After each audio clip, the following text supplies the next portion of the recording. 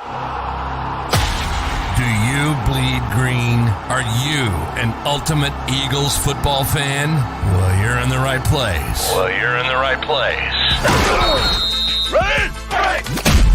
This is Birds 365, hosted by the new Mac and Mac, Jody McDonald and John McMullen. Here we go!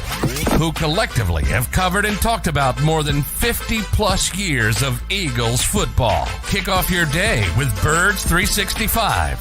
You'll get debate. We love to argue. You'll get the real story from inside the locker room. And you'll hear from some of the great football minds from around the region. You're about to become an Eagles insider. Get in the game. Join Jody Mack and Johnny Mack and join the football community that flocks to Birds 365. Birds 365 starts right now. Welcome to the NFL. Let's go! Let's go! Go!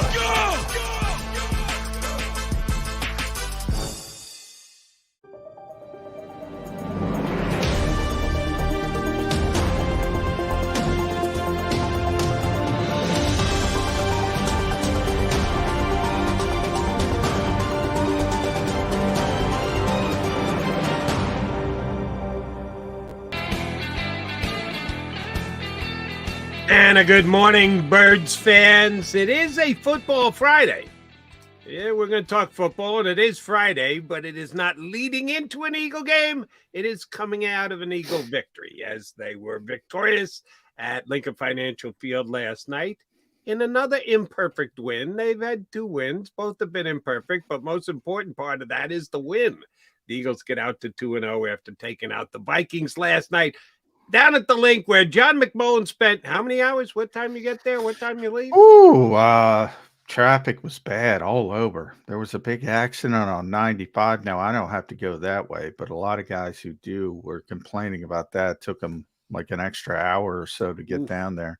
Then from the Jersey side, boy, that 42, they got to get that done. It's backed all the way up. Typically, it's a 25-minute drive in. Then you get some stadium traffic. Right. From 42 in South Jersey, and we're both South Jersey guys, and we have many listeners all over the country, and I'll get to this quick because they're bored. But it typically 25 turned into an hour, 5. I mean, and this is no accident. No, this is just the construction. They gotta wrap that up, Jody. Yeah, I didn't ask you about your traffic. I asked you how many hours you spent at the stadium. So subtract the traffic to get there. Once you got there, and whatever time you pulled it, you jumped into your car after in the post midnight hours. Were you actually at the stadium yesterday?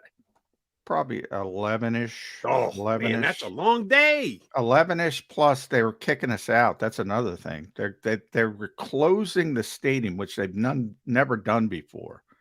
And they gave us a number to call if we accidentally got locked in. They're desperately trying to get us out.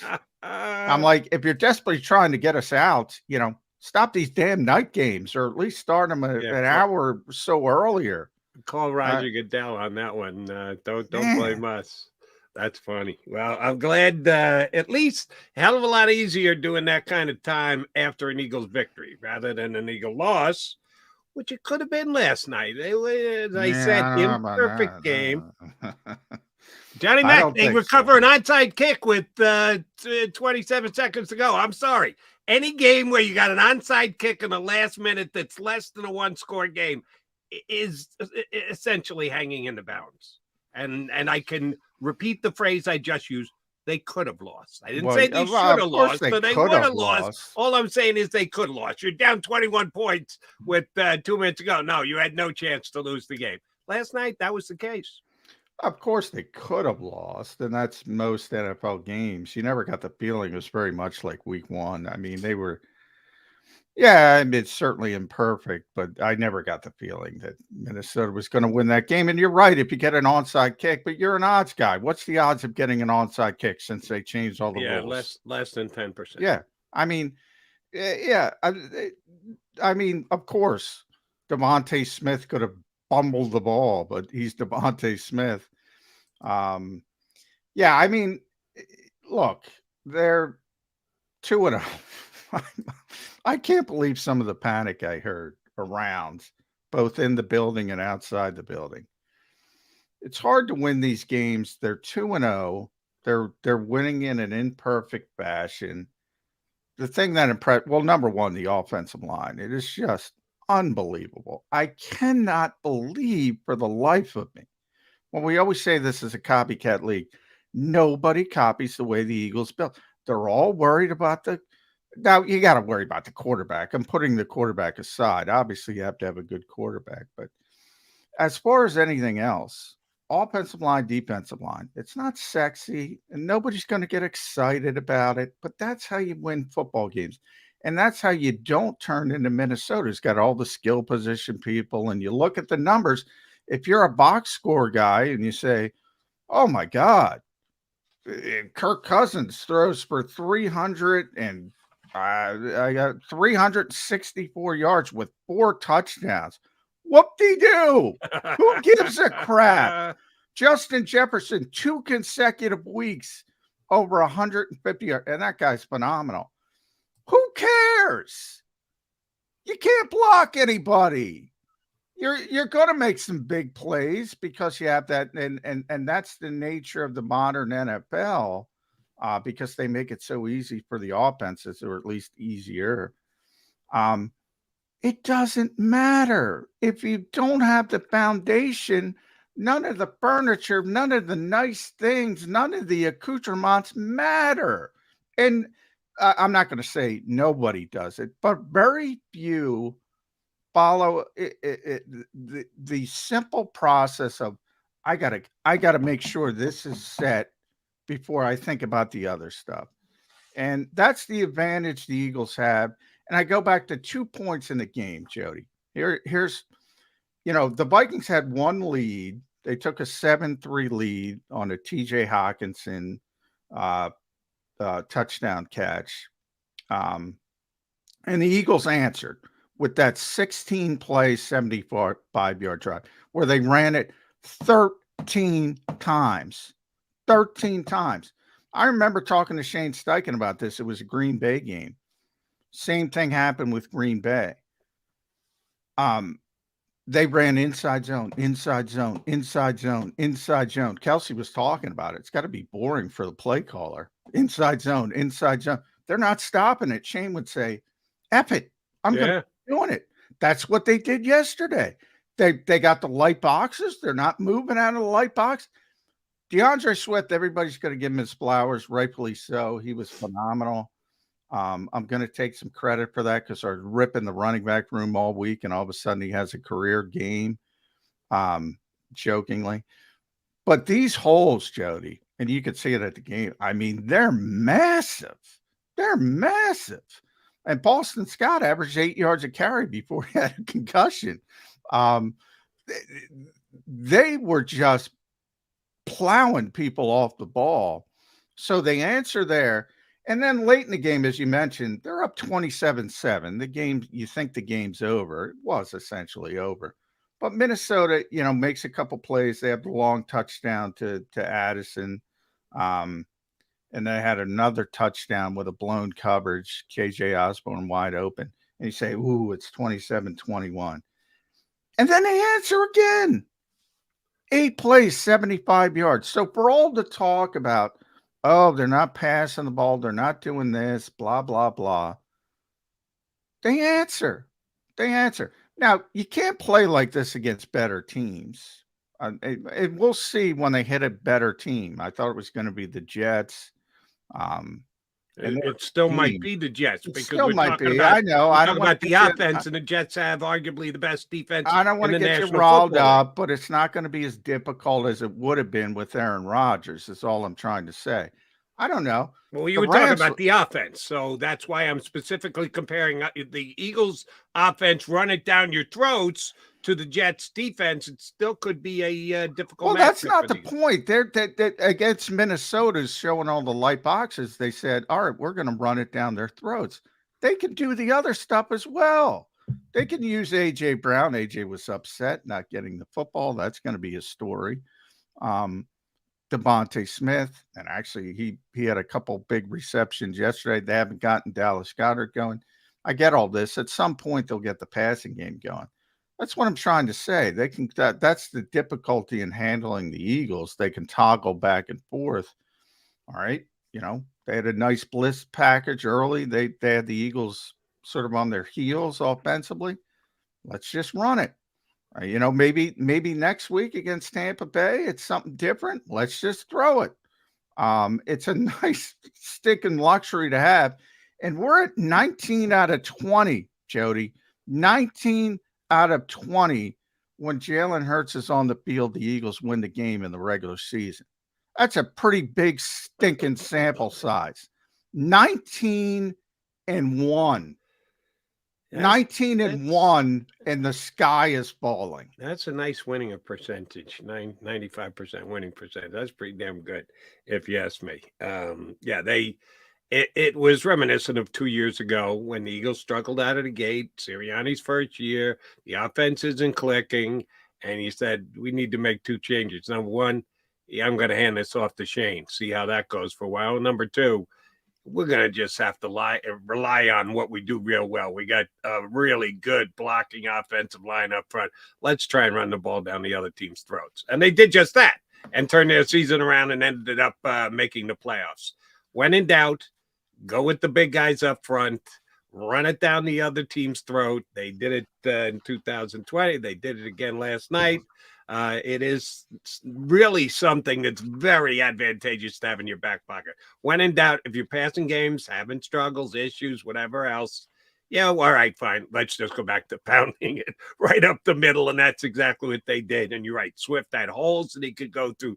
Now, he ran through some tackles, and he made some really smart moves and cuts and the like. I don't know if you can even say that he Wally pipped the Eagles' RB1 from week one. I think he better be the RB1 next week off that kind of a game. He's earned it for 1 week. And we'll see from there. He's definitely earned it from 1 week. He's definitely got more explosion than the other backs. So that part of it is, but you start talking about he had, I think, 28 carries. That's rare for the Eagles. That's a lot of work for a running back in today's game. And he's not typically known as the Derrick Henry type who's, going to carry it that many times. I think it was, again, he had a great game, but I don't think you're going to see that consistently moving forward. You're going to have better defenses. You bring up the Jets. Tampa Bay is much better. You're going to have better defenses. It's going to be, you're going to have to go about things a different way, and they're going to have to get AJ going and Dallas going, and Devontae's already going, but they're going to have to get. I'm not saying they're not going to need that stuff, because they most definitely are, but I think it's impressive that they always answer. Like I said, technically, yes, technically they had a chance to lose that game, and they answer. They always answer. Not always. They didn't answer in the Super Bowl, but they didn't have a chance to answer because there's no time left on the clock. And the regular season, again, 19 out of 20 with Jalen Hurts on the field. They answer a lot. Yes. I'll say that. They surely do. And the other thing that I come out of the game last night slightly concerned is they're getting nicked up. More injuries last night. Yeah. No one should be surprised that Avonte Maddox goes down, because Avonte Maddox always goes down, but so does Quez Watkins. They came into the game banged up. And, a little tip of the hat to Nick Morrow. I thought he played well last night. None of us knew the green dot, too. None of us knew for sure how much he was going to play. He played a ton. Christian Ellis almost didn't see the field. And, oh, by the way, Morrow made plays, including a great coverage on Jefferson on a play across the middle, running stride for stride with Jefferson, knocking the ball out. Kudos to him, coming off the street, gets cut, can't find a job, got to come back to the practice squad, jumps in last night, plays real well. But the fact that the Eagles have lost several players now nothing long-term other than the Kobe for 4 weeks with his injury. We don't know how long these guys are going to be out. They were dipping pretty good into their bench, showing a little depth last night, Johnny Mac. Yeah, I mean, I don't like it long term. Luckily, as you mentioned, I mean, Boston got a concussion. James didn't play. James Bradbury, he'll be back for Tampa. Very confident in that. So, as you mentioned, the only one long term you're concerned about is Avante. We don't know. We'll see. He has a history. He plays very physical. He's a very small guy. I think that's part of the problem. He throws himself around. But that's part of what makes him a good player. So it's catch 22. Yep. And anytime you talk about a speed guy and a hamstring, and that's what Quez Watkins is, that could be an issue. Yeah, they got lucky with injuries last year, and the luck is turning a little bit, at least early in the season. Yeah, I mean, look, they all held up relatively well under the circumstance. And by that, not just Morrow, Terrell Edmonds made a big play. He made the play on Jefferson, that the touchback that was real impact on the game. Josh Jobe, he got beat a couple times, but he held up pretty well, especially considering the receivers on the other side. But yeah, you don't want to see those guys long term, especially against the better teams on the schedule when they get to the schedule. So health is going to be a big part of it. And how healthy can they be?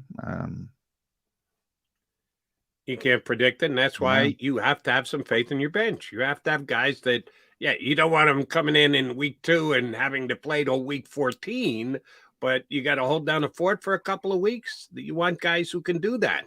And last night, the guys coming off the bench, I think, did a pretty good job. I give them their credit for that, because much like last year, and you tell me all the time the Eagles hate when you use the word luck.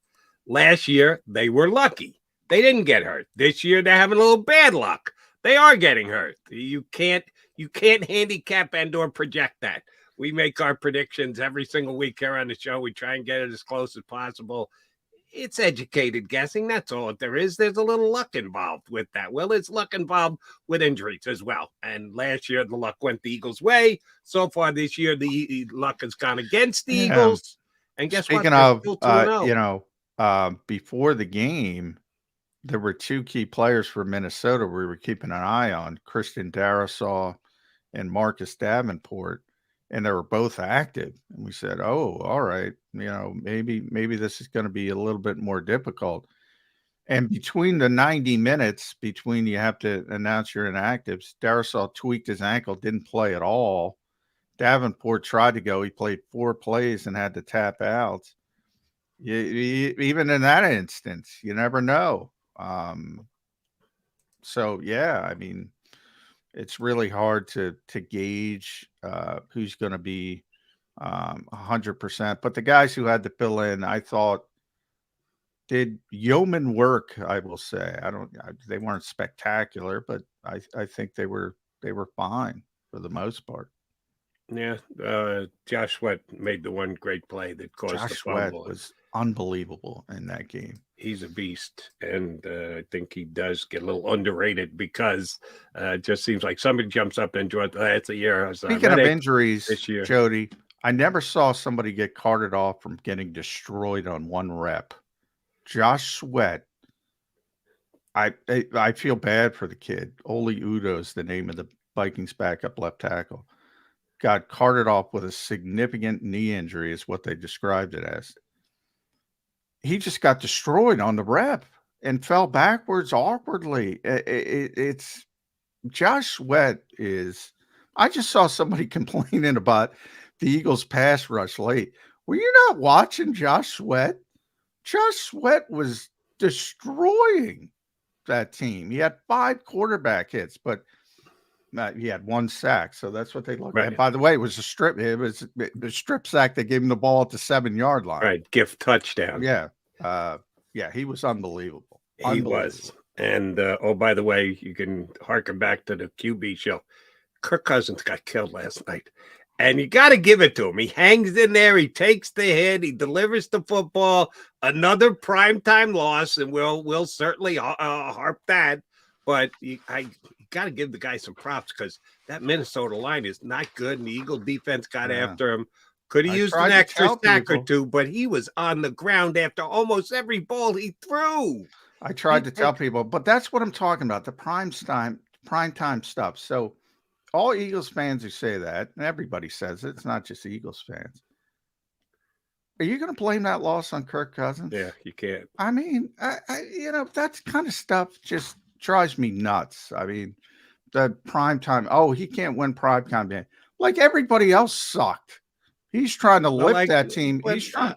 I used last night as an example. The Jalen Hurts you just told me. Jalen Hurts is 19 of 20 in games he starts. Jalen Hurts the reason the Eagles won that game last night? No. It cuts both ways. Sometimes cut the both quarterback takes grief in a game where he plays well. Sometimes a quarterback will get credit when he doesn't play well. Yeah, you got to take it game by game and break it down if you want to have the truest evaluation. Oftentimes it just gets lumped in as W's and L's for quarterbacks. Oh, it always does. And that's why I say wins and losses aren't a quarterback stack. And I know that I just used them. The Eagles are part, but what I talk about, because there's a lot of criticism of Jalen this morning because of the numbers, and he's not getting the passing game going, or at least I've seen pretty significant criticism in certain places, not all places. And to me, I always said, I go back to Indianapolis last year, Houston last year. The Eagles had some Arizona last year. The Eagles had some uneven performances, let's call that way, offensively.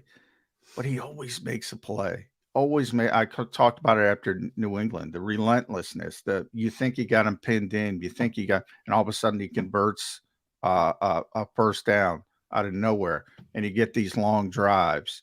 That to me is where Jalen Hurts even, kind of elevates, even when he's not playing well. I always compare it to the old school starting pitcher in baseball. Find a way to grind through without your best stuff. That's what he does. But yeah, Cousins, I only bring it up because it's such a narrative. And it's such a dumb narrative because, like I said, what is he, a vampire? What, he can play when the light is out, but he can't play when and then again, you pick up the box score, 364 yards, 4 touchdowns, 125 passer rating. He's got no offensive line, and people are going to blame that loss on Kirk Cousins. He's got no offensive. And by the way, they turned now he turned it over once, and that's a fair criticism because that guy's 35 years old. He should know when the pass rush is coming, take care of the football. But the pass rush is always coming. But they turned it over so many times. Alexander Madison, awful. Yeah, but they could cut their Pro Bowl running back because they're turning it around. Yeah, right. The Vikings have gone back precipitously from where they were last year. So the Eagles get a win against what I think by the end of the year will be a lesser squad. Not an awe-inspiring win, but they did some really good things. We're breaking it down for you here on Birds 365. Mac and Mac. We are getting one of our faves up next from 33rdteam.com and does his great stat pack for JAKIBsports.com. Our buddy Paul Dunwich up next on Birds 365.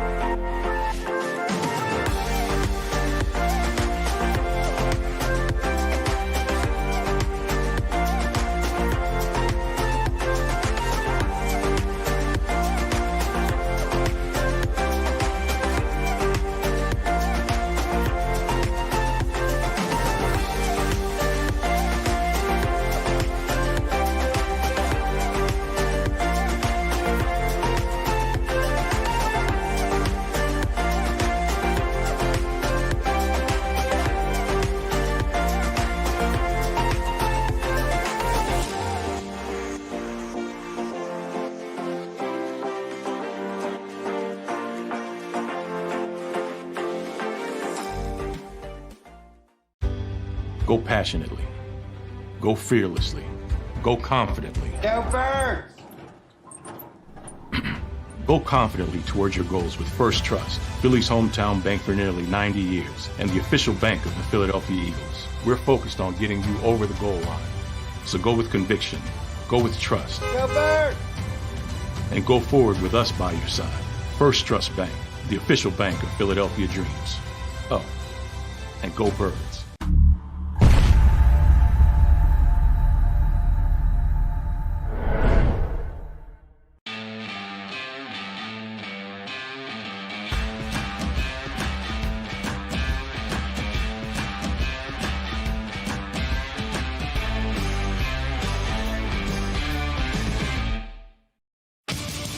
The greatest fans on earth.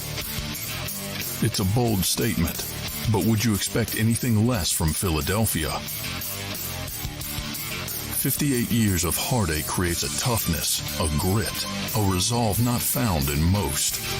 Sure, our prayers were answered, but now that we've had a taste, we're looking for more. Pondley Hockey, official partner of the Philadelphia Eagles. Go to get your game on. Go for the beers. Go for the cheers. Go for the hit and the hits.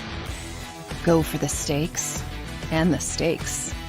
Go to get your parlay on. Go to get your party on. Go for the scene. Go for the screens. Go for the gallery. Go for the win. Go to Ocean. Visit theoceanac.com to plan your visit. EAGLES, Eagles.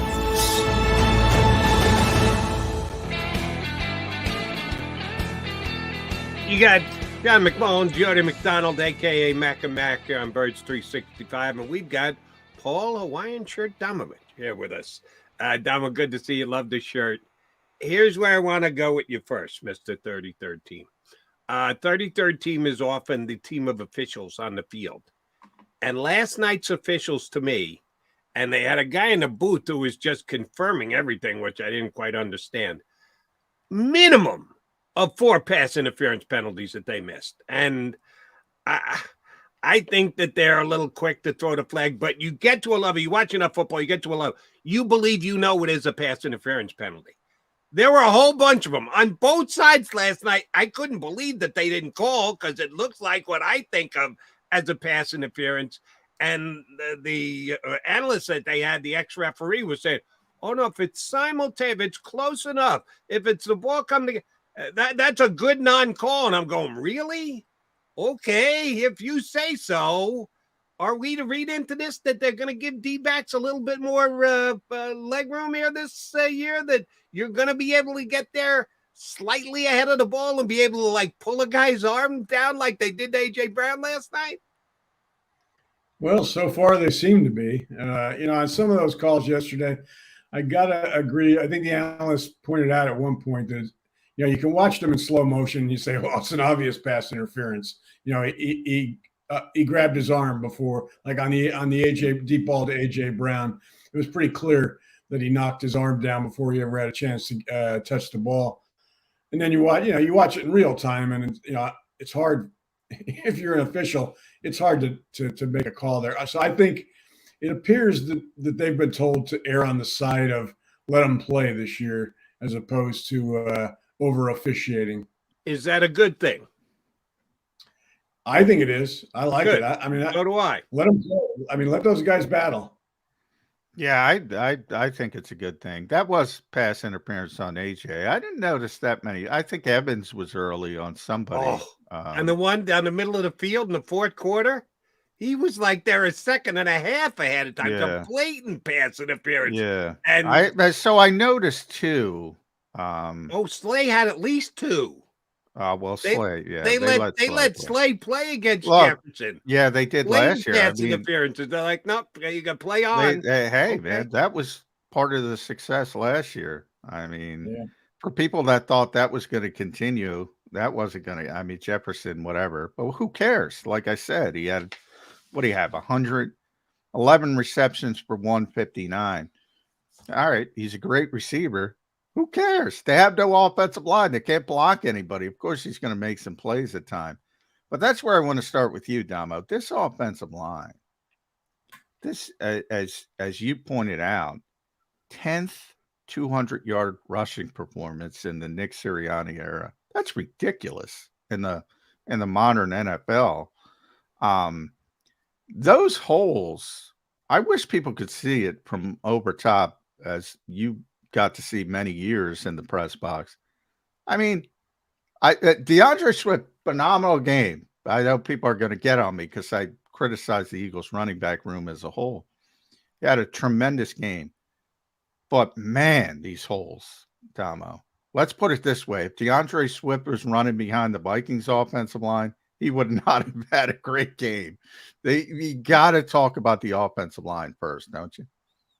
Yeah, absolutely. And you know, the thing about last night's performance, as opposed to the other 9 200-plus yard rushing performances since Nick took over, is the quarterback wasn't really a factor in this one. As far as the run game. I mean, in the first 2 games, teams have found a way to shut him down as a runner, but it didn't matter. I mean, that offensive line just completely dominated and pushed the Vikings, back. And I mean, it was just, I watched some of the post-game show with Ron Jaworski on the other channel, and I mean, old-time guys like Jaworski who still crave the run were like, I mean, he was drooling. Oh yeah, I mean, drooling. I said that was the best drive in Philadelphia history.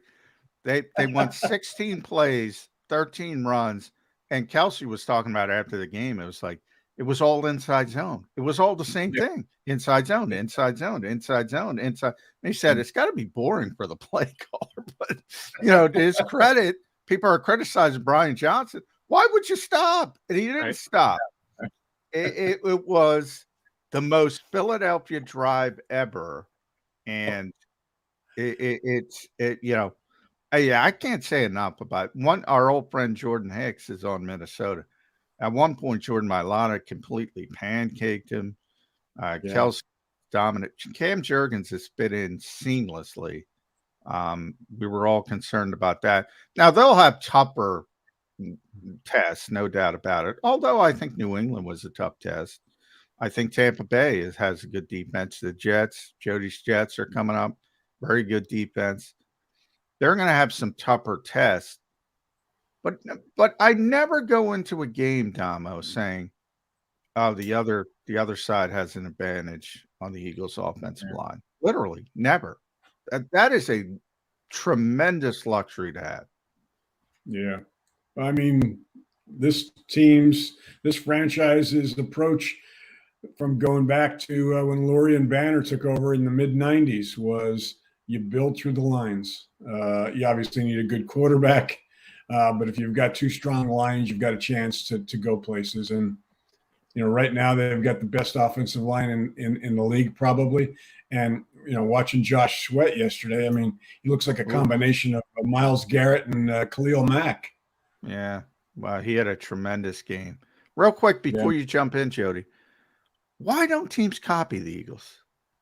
Why do other – like, I get it from a fan perspective. They always want to see the skill position guys. It's fun to watch Jefferson run around, and he's a phenomenal player.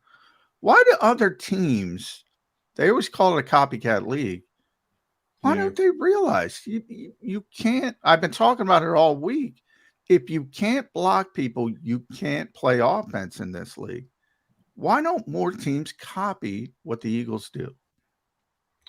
It's going to be this is an interesting contrast this year between a team like the Eagles, who, very diverse. I mean, if you stop their run, and teams will at some point, I mean, they can throw on you, as opposed to a team like Miami. I mean, Miami basically has said, we've got the 2 best wide receivers in the league. We're just going to beat you with their speed on the outside, try and stop us. And, so far that hasn't happened in the first game, but it'll be interesting to see if somebody comes up with a formula to take out Hill and Waddle and make them do other things like teams are making the Eagles do right now. And I'll argue with you, John, that other teams try. I'll give you one right in the own division. The Giants try. The Giants drafted 2 tackles in the first round in 5 years. They spent big on the guy they brought in from New England. But then you got to pick the right guy. Just saying we're gonna give me the hog mollies was the old general manager's phrase that he used. Yeah, but then you have to pick the right hog mollies. What they do here in Philadelphia is come up with the right hog mollies. You're right, because actually Minnesota's got 2 first-round picks, 3 second-round picks on their offensive line, and they can't block anybody. So that's a good point. So I'll tweak it a little bit. Like that Jeff Stoutland. He's you know, the guy. why? There's your reason. Now, you can't, obviously, you can't. Jeffrey has made him, if not the highest paid assistant position coach in the league, certainly one of the highest. In fact, that stuff's not publicized, but I'm pretty confident he's the highest.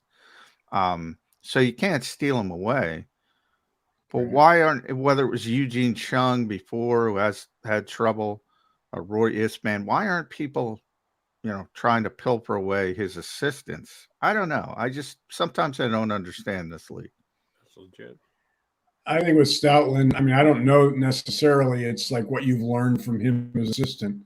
I mean, this guy knows what he did with Jordan Mailata is, I've said this before, that's going to be on his tombstone. I mean, he took a lump of clay and has turned him into a guy who's playing a Pro Bowl caliber player who might end up being all pro at some point if he continues to improve. Yeah. Damo, I want to ask you about, and again, I confess that I try and take notes when I watch the game, but sometimes you just can't figure stuff. I have to go back and check the snap count thereafter. And I was again surprised to see so few snaps for the Eagles rookies, which they talked up a blue streak, and John would come on and say they would look good in practice during the limited practices that they had during camp. Sheldon Brown not playing again and Smith not playing again. They were in 7th and 8th round picks. This is a 1st and a 3rd round, a high 3rd round pick at that. And the Eagles are dropping like flies, injuries all over the place, and these guys can't get on the field. Put rookies out there. They played so little last night and looked, according to those who were there, so good in camp. Why do you think so few snaps for the Eagles defensive rookies? Not named Jalen Carter. Well, I think, I mean, Sidney Brown, I think I don't know, he didn't play at all on defense in week 1. I think he played 5 snaps yesterday. I mean, this kind of goes back to their approach last year with Nakobe Dean, I think. I mean, they don't want guys out there that are going to make a mistake that's going to give up a big play because, their whole emphasis on defense, although you wouldn't know it yesterday because of all the subs they're using and the mistakes that are being made, they don't want to give up the big play. They don't want to make the big mistake. And so if they don't have to play rookies, they don't want to. I mean, Carter last week played I think 40% of the snaps, 45, which was quite a bit, and had ended up, dominating. I don't know what he played yesterday, snap wise. Same in the 40s again. Yeah, 40, 48. He's the one. I mean, he's just you're not hesitating with him. Plus, he plays on the defensive line. If he can get to the quarterback, nothing else matters. Whereas linebackers and DBs can make that one mistake that's going to cost you 7. So I think that's their approach. Nick feels as long as he's got veteran players that he can rely on, that's the direction he'd rather go right now than take a chance on a rookie. All right, Dama, let's go to the offensive side, the passing game part of it. It's not been impressive. A little bit disjointed. A lot of criticism already of Brian Johnson. Seth on our post game, so he already wants to take the play calling duties away from the poor guy. I'm like, whoa, come on. It's 2 games. But hey, there's, a high expectation level around here. And then you got AJ's complaining on the sideline, not getting the football. Now, maybe could have had a touchdown. They had a touchdown called back to AJ, and that was a clear hold from, I think it was Penny. So you can't complain too much about that. But as Jody pointed out, you also had the obvious PI that didn't get called. Maybe would have been happier. A, do you have a problem with AJ complaining when they're winning the game?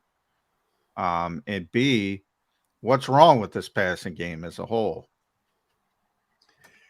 Well, the first question, yeah, I mean, that was the potential when AJ came here was, can you keep two wide receivers, two elite guys happy? I mean, Devontae Smith is not a guy that's going to make noise, but I think that's why they are. You're not going to see these two here long term. One's going to maybe one, but there's probably at some point, and AJ is probably the likely guy. Once the cap comes into play here, one of them's got to go. I mean, that's just going to be a fact of life. But I thought AJ realizes he's going to be that guy, because he's probably going to be the guy that goes. Yeah, it's. My guess is it's a little too early for him to be dwelling on that, but maybe not.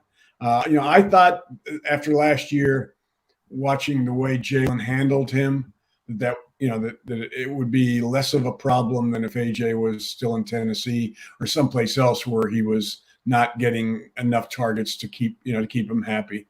But maybe not. I mean, the problem is right now, the quarterback's not at the top of his game. So he doesn't need AJ bitching and moaning right now, and he has little patience for it, which is probably going to strain their relationship if it continues. But as far as Jalen and the passing game, he looks confused right now.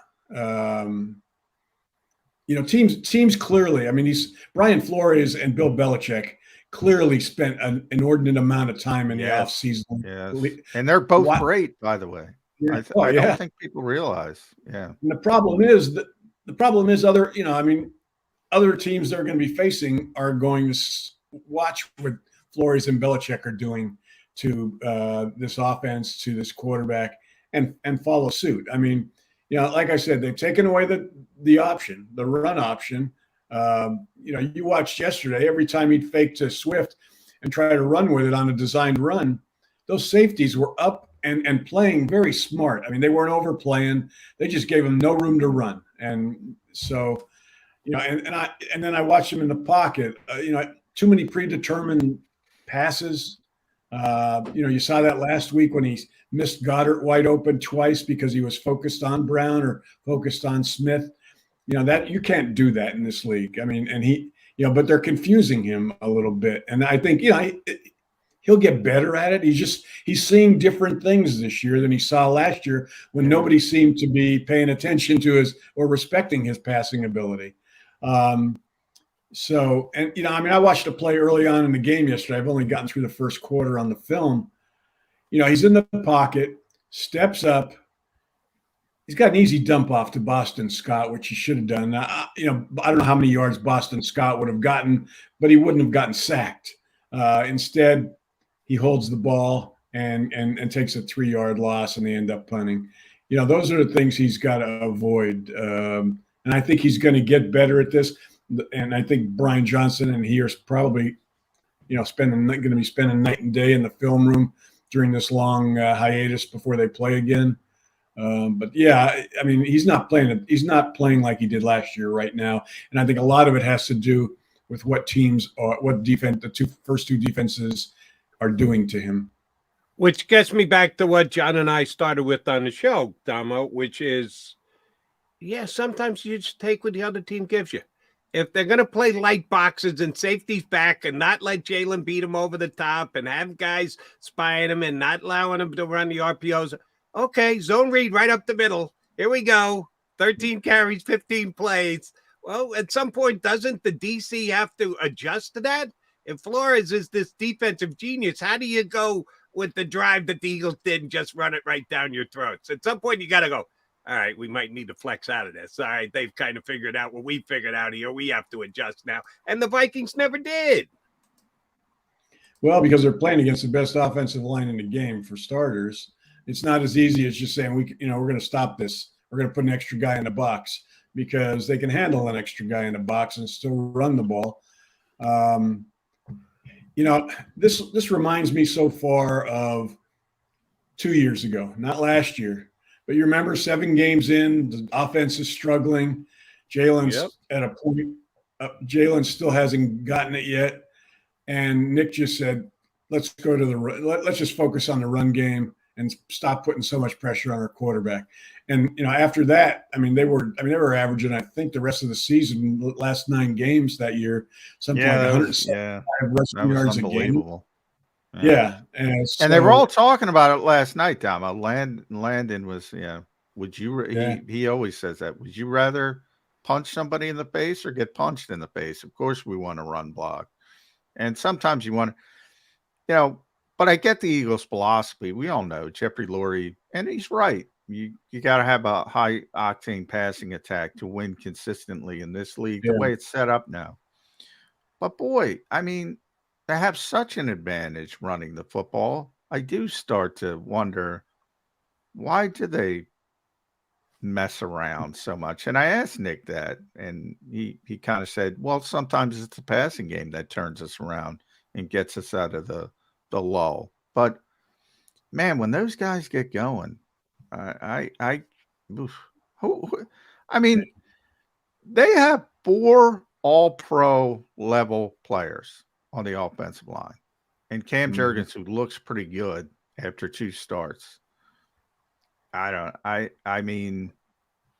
not in love with the running backs, but they just paved the way for 170. What do he end up with? 175 yards for DeAndre Swift, whose career best was 144 against the Eagles before last night.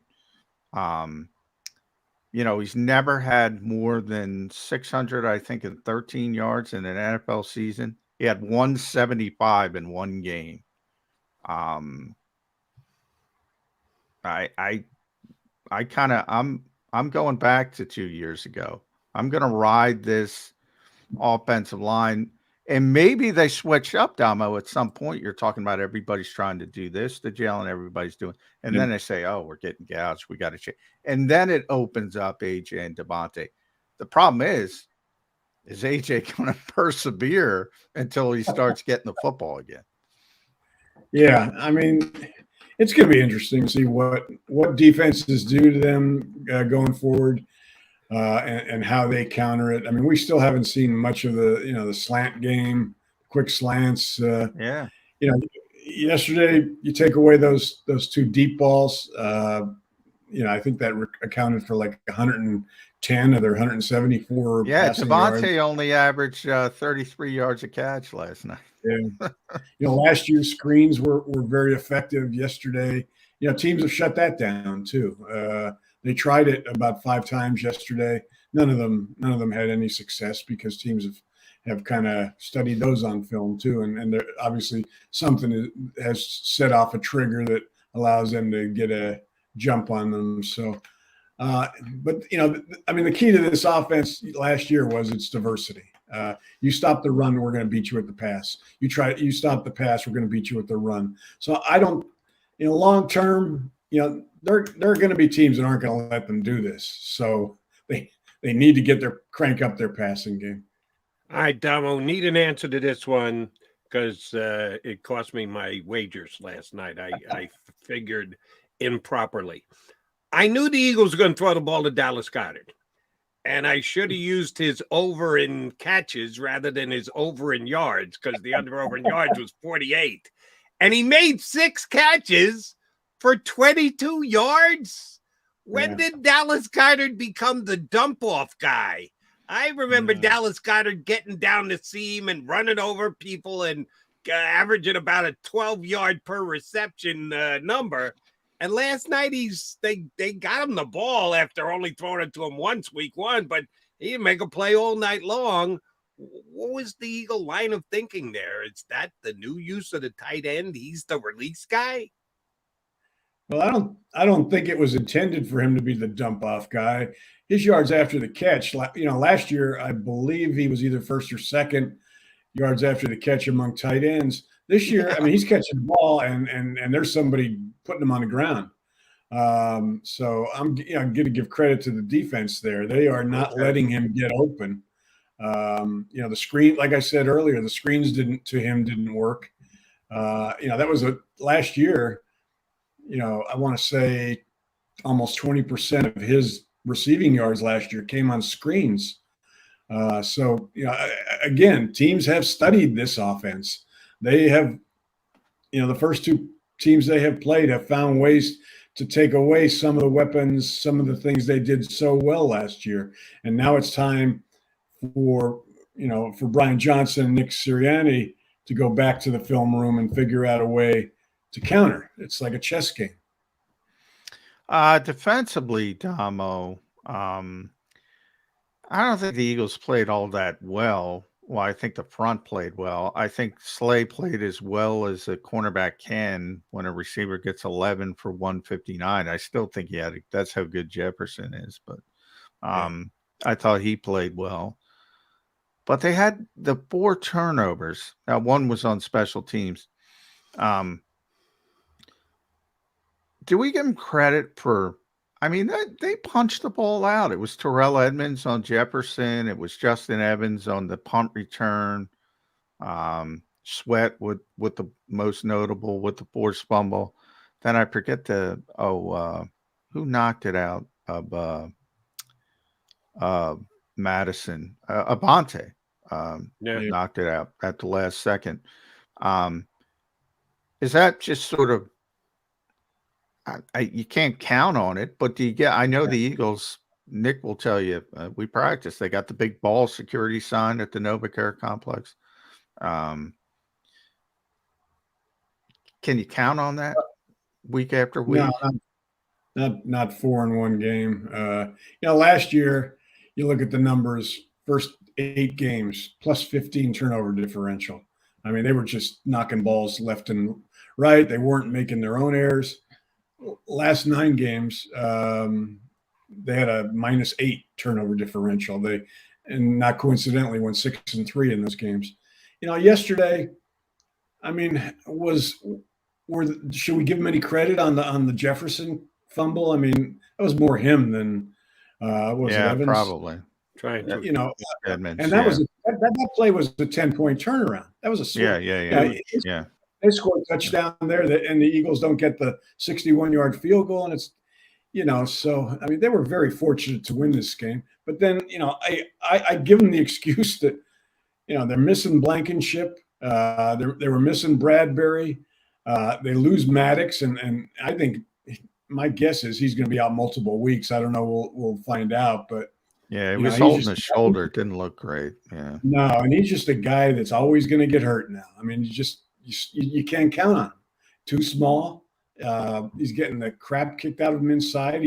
I thought that's where he belonged because his quickness makes him such a good. He's almost, I always say, he's almost too physical. He's too physical for his body type. He throws his body around, which is impressive.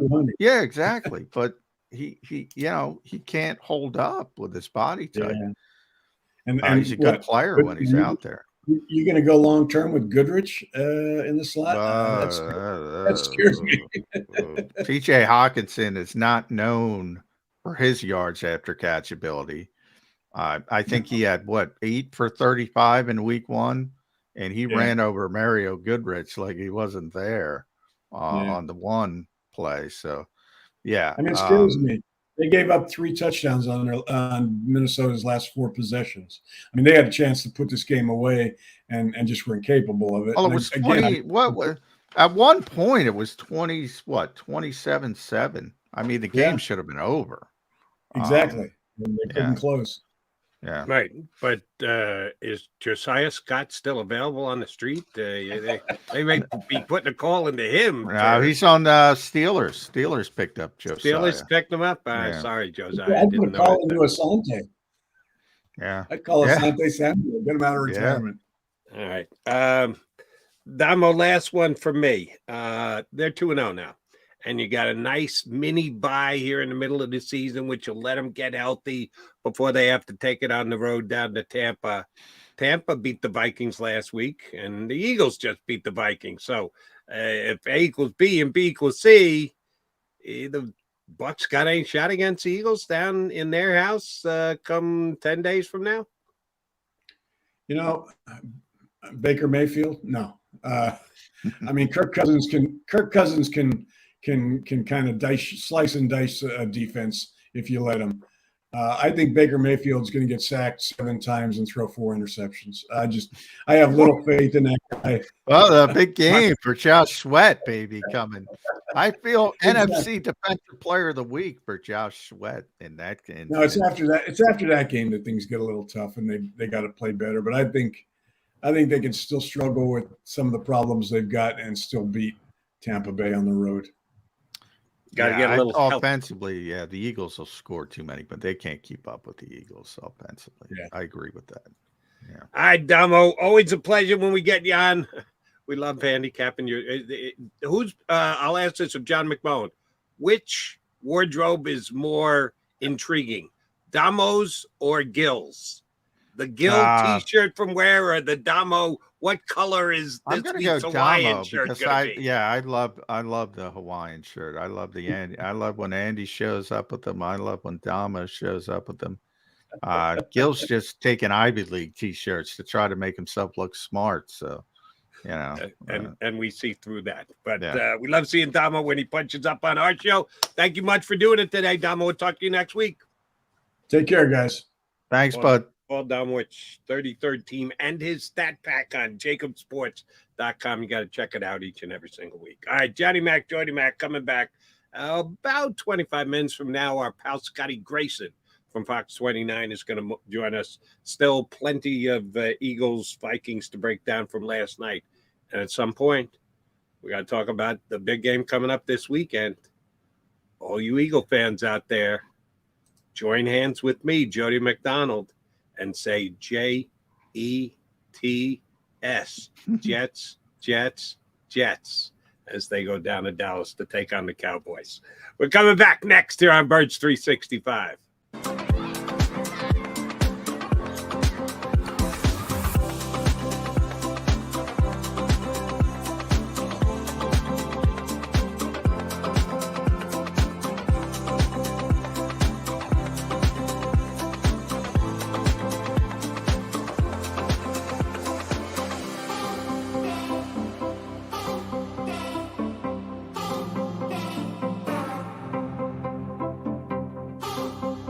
If you own a company and you're not producing a podcast, you're missing out. The public consumes messaging when they're ready. Join the professional podcast network of companies and let JAKIB Media Partners put you in the podcast arena. Come to our professional studio, or we'll come to your place of business and professionally produce your company podcast. Call JAKIB Media right now at 267-261-3428. 267-261-3428. Heading down the shore, have a ball once more. Here, imaginations run wild and time stands still. Because here, you can find the best of the Jersey Shore, all on one 5-mile island. So leave the old you behind and get lost in the woods. Wild, wild, wild wood days.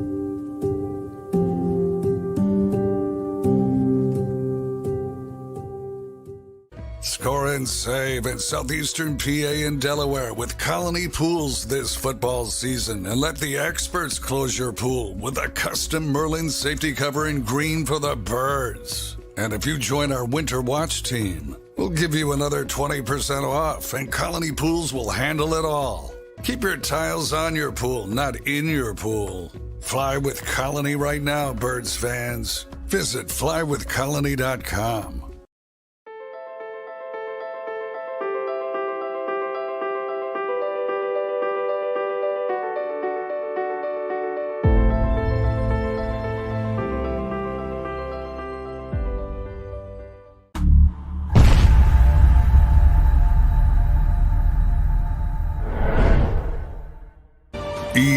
EAGLES, Eagles.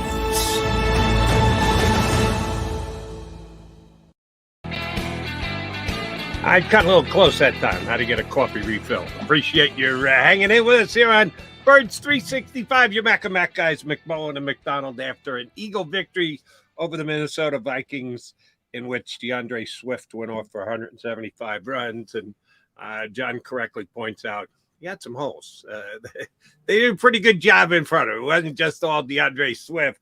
Outstanding job by the Eagles offensive line opening up holes for him. But he did make some nice plays and yards after contact and a couple of nice reads when you're right there on the cutting edge. Do you stay inside? Do you bounce it outside? Do you bounce out there? You try and cut it back. I thought he did an excellent job of picking the right holes and going where the best possibility to get yards was. Tell me the Eagles are going to trot him out there as their number one ball carrier next week, Josh? I think they have to after that performance. I think he earned it, but I think, it's not over. I don't think he earned it in perpetuity. I do think, the Eagles will be realistic about it. They don't want him carrying the football 28 times every, and that's anybody. Not just DeAndre.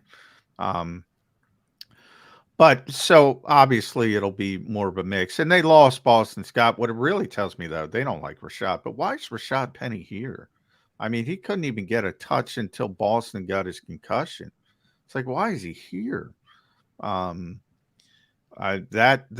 is, he's kind of buried. But once Kenny comes back, yeah. But DeAndre deserves the opportunity to be the lead back in Tampa after that performance. I don't think there's any question about that. But they do like Kenny a lot, and but should that scare the Eagle fans? I don't think so. Like I think if Kenny gets 28 carries last night, he's probably, and he wouldn't because of his size and all that stuff. Kenny Gainwell's never sniffed 175 yards, John. No, either's DeAndre Swift. DeAndre Swift got 140 last year against the Eagles. Game one. That's not sniffing 175, and that was his career high. That's what I'm 140 is a hell of a lot closer than Kenny Gainwell's ever gotten. Yes, DeAndre's also been playing longer, and he's had more opportunities. What I'm saying is, look, DeAndre clearly is more explosive. What I'm saying is, in that instance, the holes were so big, is what I'm trying to say. He's probably got 120, 125, somewhere in that range. That was the kind of game it was. Why weren't the holes that big last week when Kenny Gainwell New England did a better job? Yards? It was the same offensive line, right? Yeah, but come on, Jody. But New England played differently. They paid more attention to the run. You saw the game. You saw even on the TV. You could see the gaping hole. Yeah, I saw it on TV, John. So let me ask it this way then. Can the Eagles' run game be stopped by a good defense? Oh, sure. Okay. Anybody could stop the run game. So then last night wasn't so much about the Eagles' offensive line. It was about the Dolphins' defense stinks. Well, the Vikings defense. Excuse me. Sorry. Well, no. What did I say, Dolphins? Where the hell did that come from? Well, the Vikings defense must stink. The Vikings defense does. The front stinks. I mean, Kwesi Odofa-Mensah should be ashamed of himself. I'm looking at this roster, and I by the way, I saw Ben Lieber. Ben, I thanked him for coming on the show. We had a long discussion. Ben was disappointed after the game. I said, look, man, that offensive line is good. I get to see it every week. But I mean, their second best corner is Caleb Evans, who was getting just beaten like a drum all night. Their second best interior defensive lineman is Dean Lowry, who stinks on ice, Jody. I mean, they got nothing. So, yeah, part of it is personnel. And then Flores came in trying to stop the passing game. And he wouldn't. It was light box. Look, you can put 11 people up and stop the run. Even the Vikings with that group could stop the run if they wanted to stop the run. He came in trying to stop the pass, and he succeeded. But they were so bad at stopping the run. All I'm saying is don't expect 175 every week. You'll see it against the Jets, as you bring up. You'll see it against Tampa with Vita Vea. Bang. They didn't get 175. No. DeAndre Swift, Kenny Gainwell, Boston Scott, they're not getting 175 against a Vita Vea team. Ain't happening. Even with the offensive line is still great. But when I bring up Boston Scott, actually, people forget during that 13-play drive, it was Swift early. Then they put in Boston. It was Boston. Boston only had 5 carries because he got the concussion, but he was averaging 8 yards a chunk. I mean, the offensive line was the story, but I get why I get why. And DeAndre played very well. Don't get me wrong. But the offensive line was the story. The offensive line was very good last night, but I just hope the Eagles could. John, you tell us this all the time, that the Eagles evaluate off the practice in the preseason, which I get it. Up until you have a game film to watch, you got to evaluate off something. I just hope they make the quick change to, game tape much more important than practice tape. Because I said he was the guy who looked good in camp. Well, that's nice. Then game film comes into play, and that trumps practice work for me every single time. Well, I said he deserves another start or lead back, whatever you want to call it. He earned that. I think the Eagles are. I believe they'll get it, but maybe they won't. Maybe you're right. Maybe they should be. I do know they trust Kenny Gainwell, and when he's healthy, and here's the problem: 2 minute, it's going to be Kenny. 4 minute, it's going to be Kenny. Red zone, it's going to be Kenny. Man, is that going to change moving forward when he's healthy? I think he's going to get a longer rope as well. If he plays poorly, then you take it away. But I don't think you lose trust in a guy you trust because he got a rib injury, is what I'm trying to say. But I think it'll be more of an even keel than what it was in week 1. Do you think they lack trust in DeAndre Swift? I think they did, and I think he earned some trust after last night's performance. One of the knocks behind the scenes was he didn't take what was there. He did yesterday. Yeah. He did yesterday. Most of what he got was dead between the tackles, John. Yeah. I think he only bounced it outside 2 or 3 times in 20 some odd carries. That's taking what's there. That's and what was I'm saying. there was gigantic holes created by the offensive line. They made it on that's what I'm saying. On one night he took what was there. So, he at times you see him kick it outside. He didn't do it yesterday. And maybe he's taken to the constructive criticism and, Jamal Singleton pounding into his head. Look, dude, we got a good offensive line. Don't worry about bouncing it out. You'll get your opportunities to bounce it out. Take what's there, and if he learns that, maybe he turns into the back he was supposed to be coming out of Georgia. I mean, he's still a young guy. And career high 175 yards last night. And the Eagles were tremendously effective running the football. But if you're running it, that means you're not throwing it. And for the second consecutive game, Jalen Hurts came back with less than 200 yards passing. And that's 200 yards passing against the Viking defense that isn't real good on any level, first, second, or third. You would expect Jalen to do more. Yes, Devontae Smith caught a couple of very nice long passes. A.J. Brown, not much at all. Dallas Goedert, nothing but short passes. The Eagles' passing game hasn't clicked in yet. They've got 11 days to work on everything, John, with this little mini bye going from a Thursday night to a Monday night. What do you think the main thing that the Eagles will be working on to get their other than they're going to try and get AJ the ball the same way they got it to Dallas last night, 6 catches. Oh, they're going to try and emphasize getting it to AJ. What else do you think they're working on for the next 11 Well, days? I think they are going to try to work on getting this passing game going. And as Damo mentioned, they're getting some different looks from what they got last year. And that's, Jalen struggling a little bit with it. And they're, coming from different angles. They're trying to keep them in the pocket. The the Vikings had Pace, spying him so he couldn't get out a lot.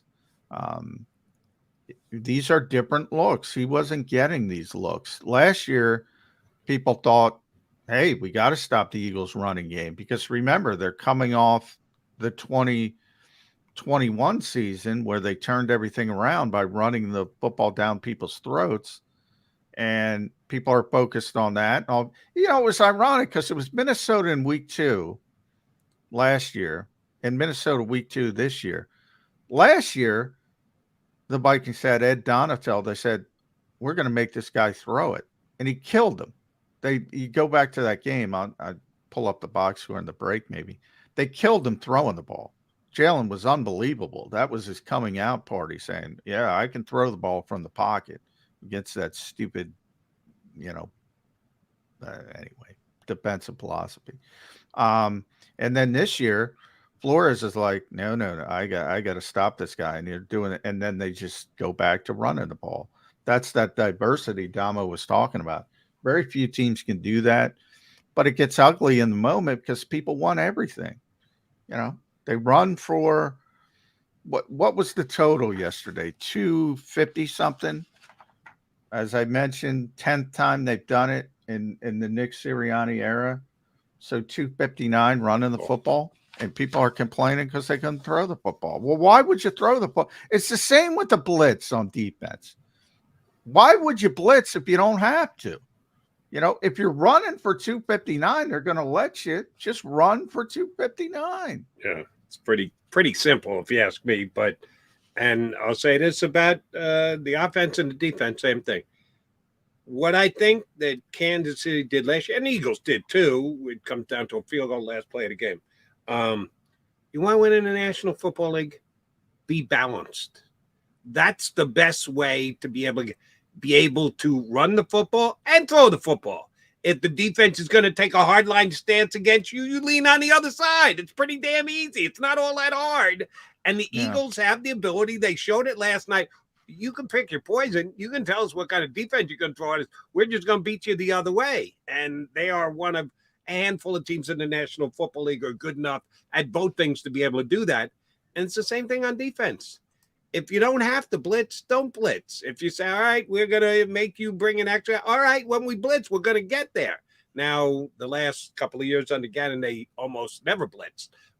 You see a little bit more aggressiveness with their new defensive coordinator, which they're going to be able to, I think it'll make Eagle fans happy, that they will bring an extra guy a little more often. Balance. You want to be able to get it done, either bring in extra or not bring an extra. I haven't rewatched the game, obviously, because I got like 2.5 hours of sleep. So I ask you, I didn't notice a lot of blitzing from the Eagles because they didn't have to. I did see Nicholas Morrow got loose once on a blitz and he got a hit on Kirk Cousins. I didn't see a lot of blitzing, but here's my question. I think I asked you this just a couple of weeks ago on the show. I think I asked someone else on one of my radio shows as well. Eagles play a 5-man line, right? Yeah, that's not. They play a lot of 5-man line. That's blitzing. As far as I'm concerned, that's blitzing.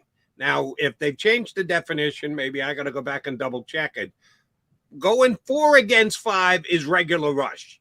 When you add a 5th guy, even if he's got his hand in the dirt, which the Eagles do because they use a 5-man up front line, that's blitzing. It's not what we think of blitzing and bringing a guy off the edge. Well, that's bringing a guy from 8 yards behind the line of scrimmage like Mo did last night. No. And, man, he made some pretty good ground up getting through that defensive line. Yeah, Went that in was untouched, nice. It was a nice quarter. I think they completed the pass, but I'm not positive. Here's the difference for me. And this is 2 games in, John, and I haven't broken down the game film either. I go back and rewatch, and I surely haven't watched last night's game. Here's the difference I'm seeing between the former Fangio defensive Gannon and the new slightly tweaked defensive plan. They're not dropping anybody off the 5-man line back in the pass coverage. And they did that a lot last year under Gannon. They'd come up to the line as 5, and then one would drop back. No, this year's defense, the 5 are all going forward. They're all going to get the quarterback. So that, to me, is a little different. You know, Hassan Reddick never dropped less in his career than he did last year. So, I mean, Sean's going to do it. And in fact, he's done it, at least in practice. We're only through 2 games. In practice, he dropped guys like he was dropping Josh Sweat. He was dropping Derek Barnett. He was dropping some weird people in practice. We haven't necessarily seen it yet. I don't know that I've seen that in the game. And you know, Hassan, because people would kill JG for dropping Hassan Reddick. Never dropped less in his career. Never. So, I mean, that's one of those narratives. But when you talk about. Yeah, but John, that's just kudos to the Eagles. They brought him in and said, listen, we're not looking at you as an outside linebacker. We may list you as an outside linebacker on our depth chart, but you are not an outside linebacker. You are an edge player. You are go obviously. But what I'm saying, he was that his last year in Arizona. He was that his only year in Carolina as well, and he dropped more. He still dropped more than he dropped in Philadelphia. Is what I'm trying to say. That's shame to me. That's shame on those other 2 teams. Well. But the point is, he didn't drop a lot. Is my larger point. For some reason, people think he did. He didn't. He didn't drop a lot. So it's kind of weird to me. But as far as your first point, look, Jordan Davis, because if Minnesota play actions and Jordan Davis is on the field to stop the run, but it's first down and they throw it instead.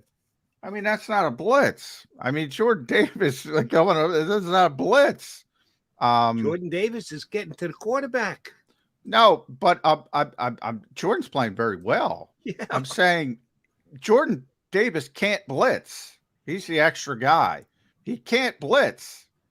He's not a blitz. He's not a blitz player. He's not a blitz. It's not a blitz. Who's to say he's the extra guy? When you have a 5-man front, there is no extra guy.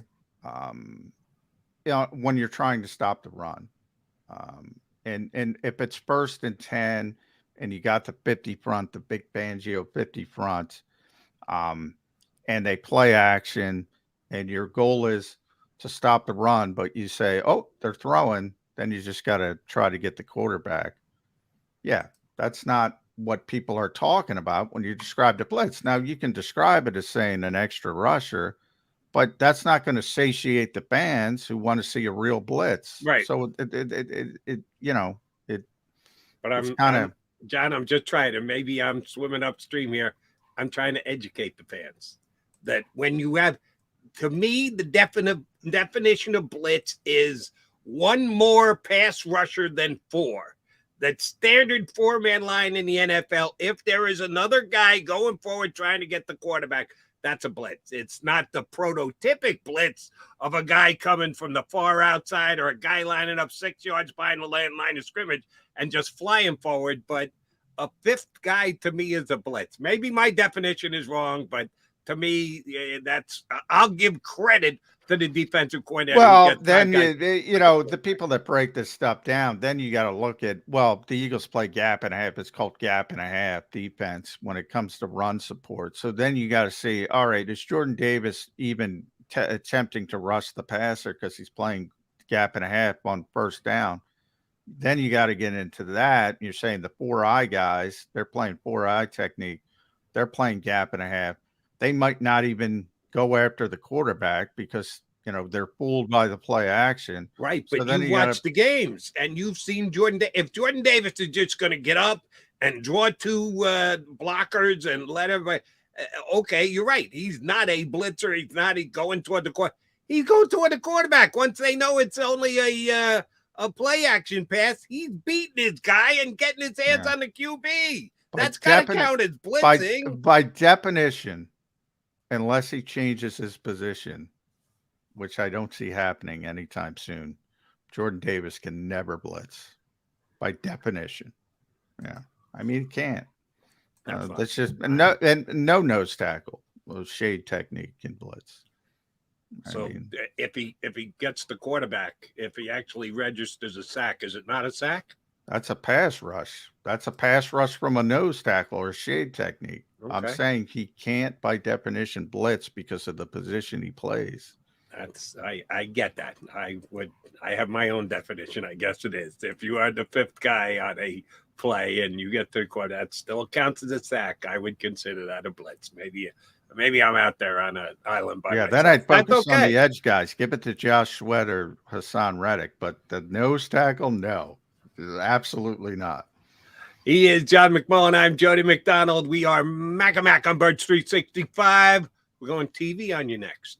That's right. Our buddy Scotty Grayson from Fox 29 jumping in with the Birds 365 duo.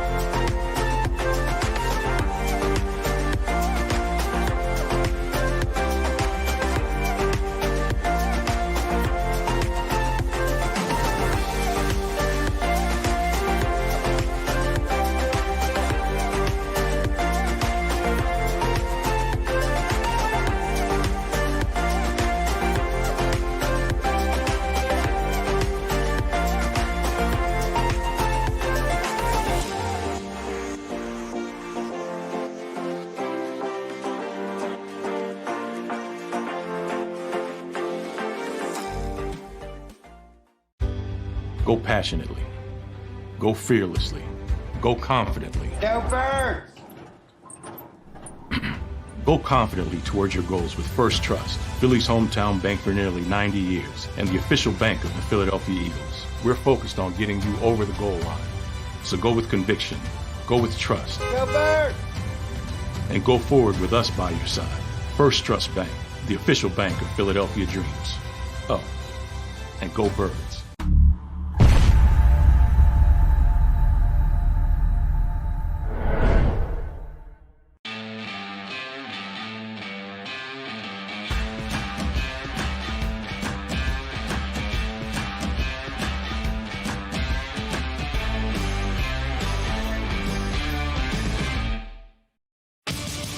The greatest fans on earth. It's a bold statement, but would you expect anything less from Philadelphia?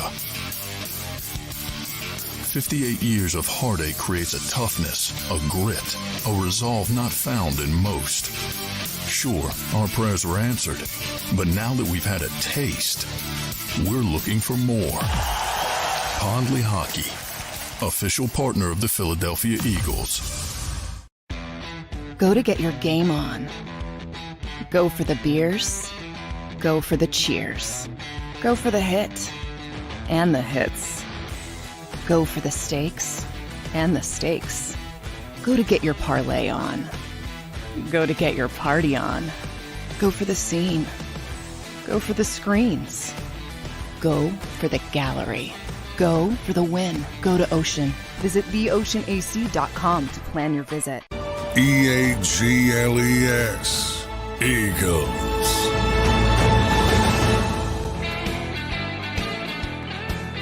You got Mac here on Birds 365, and we have Scott Grayson from Fox 29, their sports director.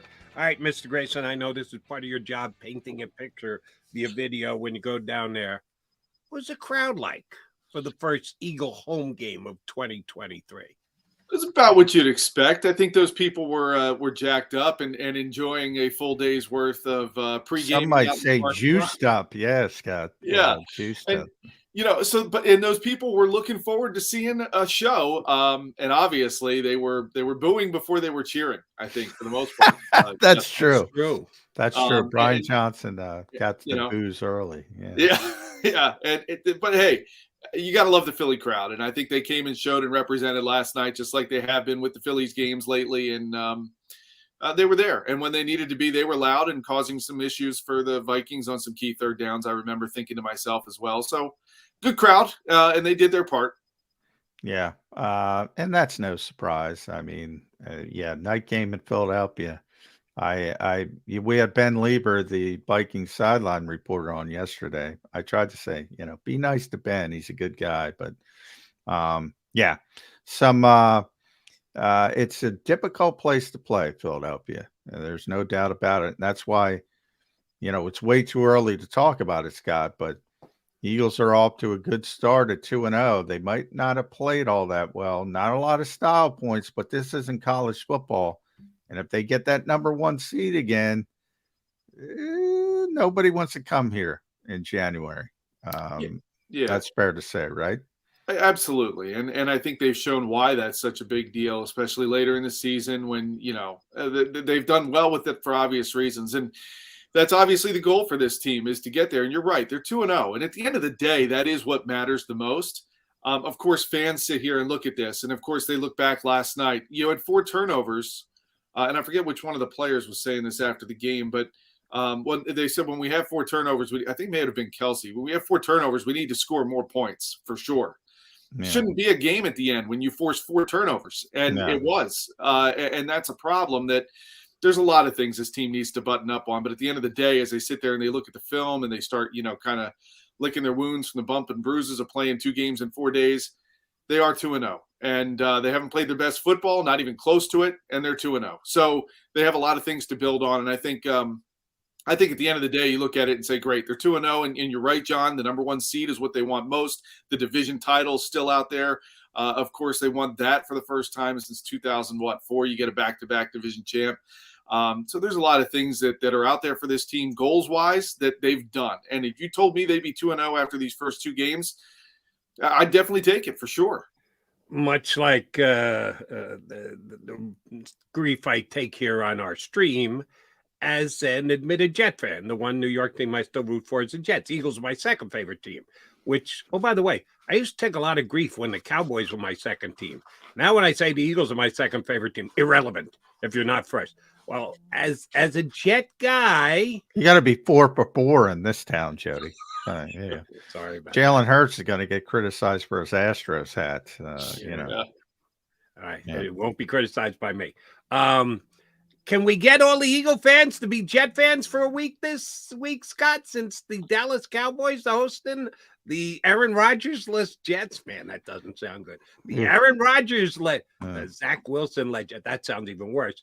Can we get some Eagle fans jumping on that Jet bandwagon this week? It's funny you bring that up because I had a conversation with my son the other day. He's 17, and I was telling him, I don't like the Atlanta Braves, and he's like, why don't you like that? I said because they were always good. They are always good, and it's just annoying. And I said, and growing up, the Cowboys to me were, you hate the Cowboys, and you root for the Eagles and whoever is playing the Cowboys that week. It doesn't matter who it is. Mm-hmm. And that so you know what, Jody, to your point, yes, I think there's a lot of Jets fans in Philly this weekend because look, you remember last week and the Dallas Cowboys are rolling out in New York with a 40-0 win, which my opinion had more to do with the Giants than the Cowboys. But Dallas fans suddenly they've creeped out of the woodwork again. They're coming out of the weeds and they're acting like week 1. Yeah, it's week 1 and they did something. You know what? You got to win. You got to win just like the Eagles did, even though it wasn't very pretty against the Patriots. Are they going to be 2-0? Who knows? They got to get through the Jets. And frankly, the most important thing that I saw in week 1 out of that Jets team was their defense. Very respectable. Yeah. And I think that's something that I'm very curious to see. And I will be watching how Dak and the offense does for Dallas against that defense. Because I think it's going to be a very interesting battle. I'm guaranteeing you the Dallas Cowboys will not score 40 points against the New York team this week like they did last week. Well, by the way, that's a perfect example of, Dallas may have been in the first week, may have been the most impressive team in the NFL. But they were 1-0 and the Eagles were 1-0. That's all that matters. You don't get extra points for being that impressive on a particular week. So yeah, the style aspect of it, I don't get, especially when you're coming out. And we talked about it all off season. We probably talked about it with you, Scott. I thought maybe it would be a little hinky, and I talked about it constantly. But you have these teams, you're going to out-talent them ultimately at the end of the day. New England, Minnesota, so far that's held up. They didn't play great, but they out-talented both those teams in the end. And this is valuable learning time so you can work out the kinks against the less impressive teams. So when Kansas City shows up and Buffalo shows up later in the season, San Francisco, maybe you're better prepared. I thought this was a great schedule from that perspective. Yeah, I agree. And listen, to your point, John, one of the things that I love the most about, talking to these guys after the game is talking to Jason Kelsey. The guy is always brutally honest, which is very respectable. And what he said last night that really resonated with me as I left was they've seen a lot of chaos in these first two games. And when you are the hunted, you are the one with the target on your back. These teams in the offseason that have you early on are spending a lot of time game planning and trying to throw you stuff that perhaps you haven't seen before. And I think they, these first two teams between, the Patriots with Bill Belichick doing what he did and the Vikings picking up on some of that and throwing some of their own wrinkles in there as well. I think this Eagles offensive line, and Kelsey admitted it yesterday, they're watching chaos and they're having to work through it to ultimately get to the right side of it. And you're right, John. Talent is going to be able to hopefully win out in those situations. And the talent here ultimately did that. And there was communication on the sidelines, and they started saying, look, the run is there if we want it. And they took it, and they ran it down the throats of the Vikings ultimately with DeAndre Swift. So it's interesting because you're seeing the different behaviors, and it's different, right? This fan base, usually it's disrespected. This team is usually disrespected and an afterthought. They're not this year. They are many people's favorites to win the Super Bowl, to at least get there again. And that comes with a target on your back and every other team in the league looking at this team and saying, we're going to find ways to confuse them. So far, it has not been a well-oiled machine on offense, but the talent, you're right, John, has found a way to shine through. So I found that very interesting last night that they're seeing a bunch of chaos, in Jason Kelsey's words, and trying to work through it. And the talent and the veteranship and the leadership of this offensive line and the rest of the offense are finding ways to score and get down the field. Thankfully, Jake Elliott has a leg on him too, because that really bailed him out. Oh, by the way, Aaron Siposs is the holder. Give Aaron some credit. Okay. Good job. Hey, high five, Aaron. And by the way, last night I asked my wife, I said, can we eat dinner early? Because the Eagles going to start 8:15. But I wanted to have dinner over and done with by like 5:30, 5:45, because I wanted to watch the Kelsey documentary. I hadn't watched it yet. I said, so be a perfect lead in to the Eagle game.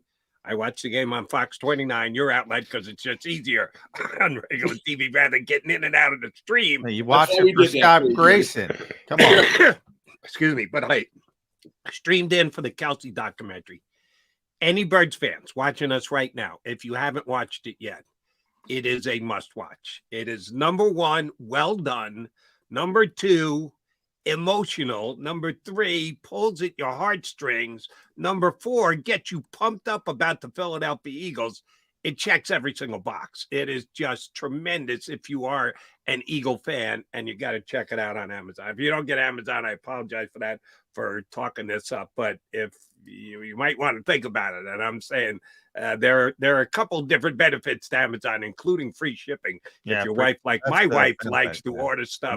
Mine as well. I probably have 3 out there as we speak. Third on that. 3 for 3.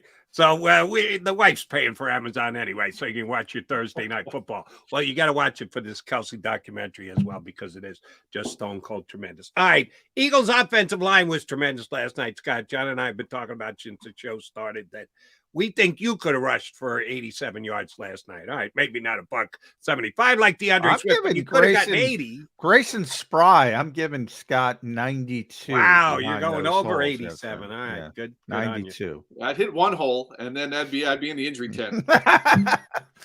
Yeah, that part, yeah. All right, I've been asking John. So but you would have been 8 yards downfield before you hit the end. Right, it's true. That's an Eagle first down.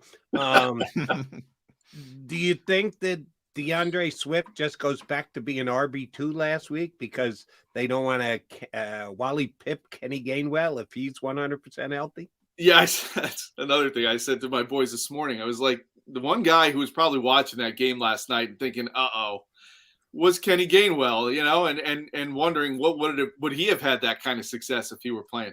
Look, I think the correct answer is a little of both, because I liked DeAndre Swift's running style. I felt like he was very patient in the hole. Sometimes the first hole that opened, he didn't take, and he would wait and then take another hole and blast through. And then like Jason Kelsey said as well afterwards, I don't know how many times we ran the inside trap, but each time it looked a little different because Swift would cut a different way.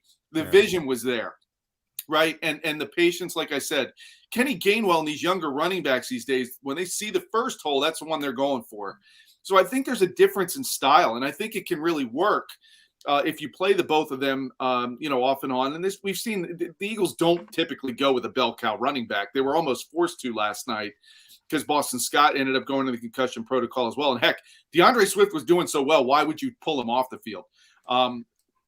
But to that extent, I think the best answer, Jody, is to really play the both of them and let their styles work to your advantage, because it forces the defense to pay attention. Who's back there, as opposed to getting used to perhaps one guy or the other. Plus, if you work through that workload a little bit, then maybe perhaps you keep both guys a little healthier and better and more fresh at the end of the season, which is what you want. But I don't know how you weren't a DeAndre Swift fan last night. Local guy comes home.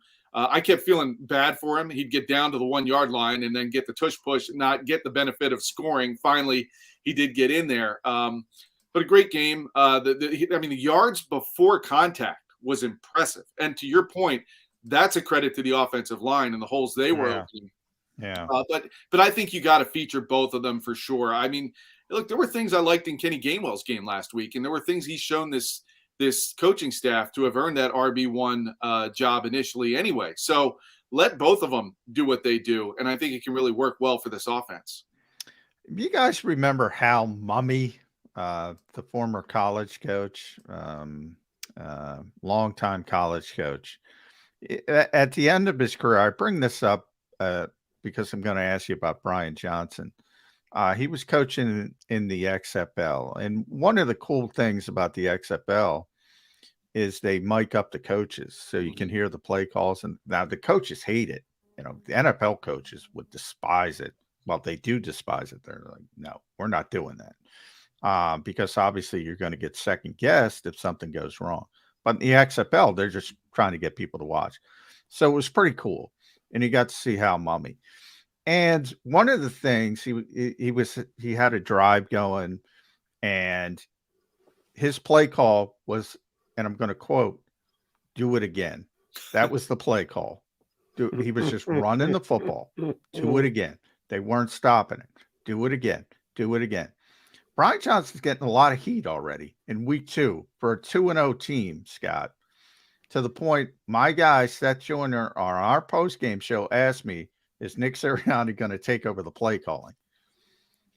You mentioned the inside zone. Jason Kelsey was talking that 16. It was inside zone, inside zone, inside zone. Do it again. Do it again. Do it again. They're not stopping it. That's a good play caller. Why are people all over Brian Johnson after 2 weeks? I wasn't a fan of Brian Johnson's play calling in week 1. I think he fell a little victim to the weather a little bit in the first half and settled in on some things. But as I kind of got further away from that game, I remembered he was playing Bill Belichick that had a whole offseason to prepare for that offense. As I went through the second game and left last night, John, my overall impression is I don't know that it's so much Brian Johnson as it is right now. His quarterback is not giving him what I think he's expecting. And I think Jalen's vacating the pocket too soon. I think he's not allowing the passing game to unfold in front of him quite as well, or he's taking his eyes off downfield. He's missing guys. We've seen it. He's missing some open receivers, not overthrowing them or underthrowing them. He's missing seeing them in his progressions and his reads. So I think some of that has affected the play calling. But I am one who's, look, if it ain't broke, don't fix it. And if it's running and it's working and you're having your way with that defense and you're wearing them down and you're not substituting so they can't substitute, you'd be stupid to stop running the ball if you get 4, 5, 6, 7, 8 yards a clip. And so I think to that extent, and the offensive line loves that. Those guys love run blocking, coming off the ball and just having your way with the guy on the other side. That's fun. And they were having fun with that last night. And Jason said, I love a 16-play drive. I also like the 3-4-play drive when you can get the touchdown up the field. So I think, look, I'm still, to me, jury's still out on Brian Johnson. I'm still trying to figure out what he's trying to achieve, because I do think that part of what his plan is not being allowed to develop fully because There's things. And by the way, yeah, I'm not saying he's doing a great job. I'm saying the people saying they should take the play call after I'm 2 not games, there yet. and they're 2-0. Right. I mean, I'm not there. He's got to be allowed to find his way a little bit, and he's got to be allowed to find some chemistry with his players. And again, it comes back to these are 2 preseason games essentially. They're trying to get familiar with each other, him with his offense and his personnel and his players, and what the opponents are trying to do to them. And he's trying to understand and work through that communication. Like Kelsey was saying, they come off and say, the run's there. Let's just keep doing that give and take. I like that he was listening to his players, because we all know there's some guys who are, that alpha male, like, no, it's my way. This is what I'm doing, and this is what we will do. So I think we got to let it breathe. And it was 2 games in 4 days, and you can't understate that. And I think we just got to let it breathe. And I'll be curious to see what happens with 11 days between games. What will they have learned? A little bit of self-scouting goes on within the coaching staff. And I'll be curious to see what Brian Johnson learns through these next 11 days. All right, Scotty, I want to flip it back over to the other side of the ball and talk some defense with you. They're a little banged up over there. We knew coming into the game there was injuries. Then you add Avonte Maddox on top of that. So they're having to go to their bench and use their depth. The defense last night had some ups and downs. Sure enough, Nicholas Morrow, back from the netherworld, jumps in, starting, got the green dot. He's calling the signals, made a nice pass rush, made nice defensive play and pass coverage against Justin Jefferson, of all people. Got to give him the nod for that one. But TJ Hawkinson did have like 7 for 60 some odd yards and 2 touchdowns. We're hoping that a Reed Blankenship is back this week. We won't know about Maddox just yet. How concerned are you that the Eagles are down their depth chart a little bit on the defensive side of the ball? I think we saw the effect of that late in the game. The one touchdown, I don't remember if it was the last one or the one right before it, but Josh Jobe was on a receiver, and he went on a crossing route, and Jobe let him go, and he was wide open. And all 3 of us could have made that pass. He was that wide open. Talking about the KJ Osborne? Yes, that's that was that. You know what that was? That was Justin Jefferson. 3 Eagles saw Jefferson and went after Jefferson and Osborne. There was clearly miscommunication. Yeah, it was blown coverage. Yeah, they all saw the 18. They were panicked, and the other guy just. That happens sometimes. Yeah. It's miscommunication, and it is a factor of going further down the depth chart and lack of chemistry and knowledge of what the guy next to me is going to do when he sees X, Y, or Z. And I think that touchdown was exactly, along the lines that you said, John. They were worried about one guy, forgot about the other, and there wasn't the communication to pick up a guy crossing across the field. And that's going to be what happens when they start getting these injuries mounted up. Now, I wonder how many, would Reed have been able to play if this game was Sunday instead of Thursday? I think he would have had a chance. Would some of these other guys, would Bradbury have been out of the concussion protocol? You can get out per Sunday game, but not a Thursday game. Yeah. So I think, but what we saw was, and again, they're 2-0. They weathered that storm, which was a tall task against some good receivers. You mentioned Hawkinson, you mentioned Justin Jefferson, Osborne got in there as well. If you give Kirk Cousins time, he can make those throws. And the one thing though, the defense did, even with all that, they held the Vikings to next to no rushing yards. They made them one-dimensional. Yeah. But they weren't able to stop that dimension, which is a bit concerning. So as far as the injuries go, it is concerning to see the guys banged up as they are right now. But knowing they have these 11 days, I think a bunch of them will likely be ready to go for Tampa Monday night. Silver lining, you mentioned, Scott, with those injuries is now Josh Jobe's got some time under his belt. Do you think they should have gotten Sidney Brown some time under his belt? Because guys like Nick Morrow and Terrell Edmonds, they know how to play. You could maybe even go as far as saying Christian Ellis as well. Should they have gone that route? Because, maybe those guys have a little bit, in Sidney's case, much more upside. But even in Christian's case, maybe more upside. Should they have tried that because they were going to out-talent this team and maybe gotten some experience for those younger players. It's a good point because look how valuable that was for Reed Blankenship, right? Last year, he kind of came out of nowhere and emerged, and that experience that he was getting because of injuries ended up, vaulting him into a starting role this year. I think you're onto something there, John. I mean, Sidney Brown is a guy, I like the way he kind of plays. And when he gets the opportunities on special teams, he's flying around. You got to be careful. Of course, you don't want to, go too far down on the depth chart with guys not being ready. And with the short week, there's less preparation because of all the walkthroughs and less practice time. But I think there's something to that. Christian Ellis, I expected to see a little more of last night than we did. But these guys know what they're doing. They're going to work through it. But I think there is value in getting those guys experience in situations like this because you are inevitably going to need them again. At some point down the road, injuries are a nature of the game, and they do play a big role in what happens. And depth is a very important factor in success. We've seen it, all the way through the Eagles Super Bowl run. Their backup quarterback wins the MVP. Yeah. I've heard about that. Yeah, you're right. Have you? So it's the depth is key, and I think it's a great point. And I would have loved to have seen Sidney Brown out there a little bit to let him get his feet wet more, and in real games, not preseason, against a talent on the other side. We'll see what happens as they go through, and if these injuries continue to mount or linger going forward. All right, and that was a great point you made about Reed getting the work last year, which has made him better coming into this year. So I guess we owe Kayvon Wallace a thanks for not being good enough to keep Reed Blankenship off the field last year. So thanks, Kayvon.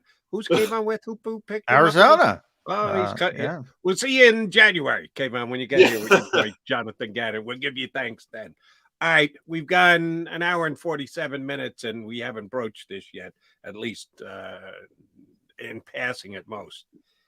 A.J. Brown and Jalen Hurts getting into it pretty good on the sidelines last night. And afterwards, A.J. said, hey, he wants to make plays. He's a great player. He's a good friend. I got no issues with him getting upset. And I'm like, well, Sirianni thought of enough of it to jump in. A couple of his teammates were asked about it after the game, and they kept it in-house pretty well. But the one guy we didn't hear from was A.J., and he was not available after last night's game. Is this just passion in the moment, or is this something that could become a bigger issue, Scott Grayson? I knew you were going to ask me about that, so I'm surprised you guys hadn't broached it until now. I had not. We waited an hour for. I wasn't going to let the show go by without. I asked Damo about it.